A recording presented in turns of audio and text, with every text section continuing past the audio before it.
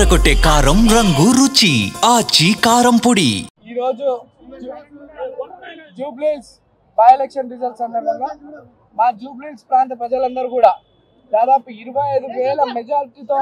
నన్ను ఆశీర్వదించినందుకు ప్రజలందరూ కూడా ప్రాధాన్య నమస్కారాలు తెలియజేస్తూ ధన్యవాదాలు తెలియజేస్తూ ఏదైతే నమ్మకం నా మీద పెట్టుకొని మా పిల్లోడు, మా బస్తీ పిల్లోడు, మా కొడుకు, మా తమ్ముడు మాకు అండగా ఉంటాడు, మా కష్టాలను నిలబడతాడు, మా సమస్యలు పరిష్కరిస్తారని ఎంతో నమ్మకంతో నాకు ఈ అవకాశం కల్పించారు. వారి సేవ చేసుకోవడానికి ఈ అవకాశం కల్పించినందుకు వారందరికీ కూడా ధన్యవాదాలు తెలియజేస్తూ అదేవిధంగా కాంగ్రెస్ అధిష్టానం సోనియా మేడం గారు, రాహుల్ గాంధీ గారు, మల్లికార్జున ఖార్గే గారు, కేసీ వేణుగోపాల్ గారు, అలానే మా ముఖ్యమంత్రి గారు, మా ప్రియతమ నాయకులు మా అన్న రేవంత్ అన్న గారికి, మా అధ్యక్షులు పిసిసి అధ్యక్షులు మహేష్ కుమార్ గౌడ్ గారికి, ఇన్ఛార్జ్ మేడం నటరాజన్ గారికి, విశ్వనాథం గారికి అండ్ ఎంటైర్ క్యాబినెట్ మంత్రులందరికీ అండ్ మా ఎమ్మెల్యేలకి, చైర్మన్స్కి, మా పార్టీ కార్పొరేటర్స్, స్థానిక కార్పొరేటర్స్కు, ప్రతి ఒక్క కార్యకర్తకి ఎంతో కష్టపడ్డందుకు వాళ్ళందరూ కూడా ధన్యవాదాలు తెలియజేస్తూ మరి మా పార్టీ పెద్దలు నా మీద నమ్మకం పెట్టుకొని నాకు అవకాశం కల్పించినందుకు మా పార్టీ పెద్దలకు కూడా ధన్యవాదాలు తెలియజేస్తూ ఈరోజు పార్టీ కార్యకర్తలు ఎంటైర్ కాంగ్రెస్ పార్టీ సిస్టమ్ అంతా జూబ్లీహిల్స్లో ఎంతో కష్టపడి కాంగ్రెస్ పార్టీని నన్ను ఇక్కడ గెలిపించుకోవడానికి నిరంతరం కృషి చేసినటువంటి ప్రతి ఒక్క కార్యకర్త నుండి ముఖ్యమంత్రి వారికి, అధిష్టానం అందరూ కూడా ధన్యవాదాలు తెలియజేస్తూ ఏదైతే ప్రజలు నా మీద నమ్మకం పెట్టుకొని ఇక్కడ అభివృద్ధి చెందుతుందని,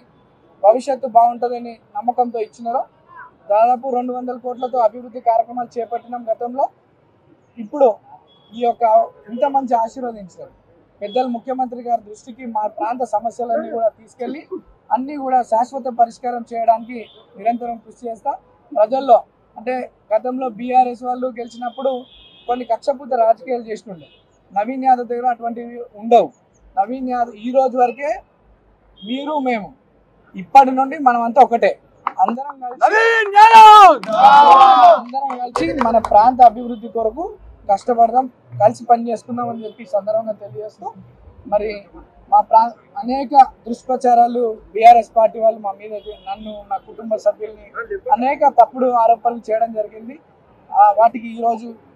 ఈ సమాధానం మా ప్రజలు వాళ్ళకి ఇచ్చినారు.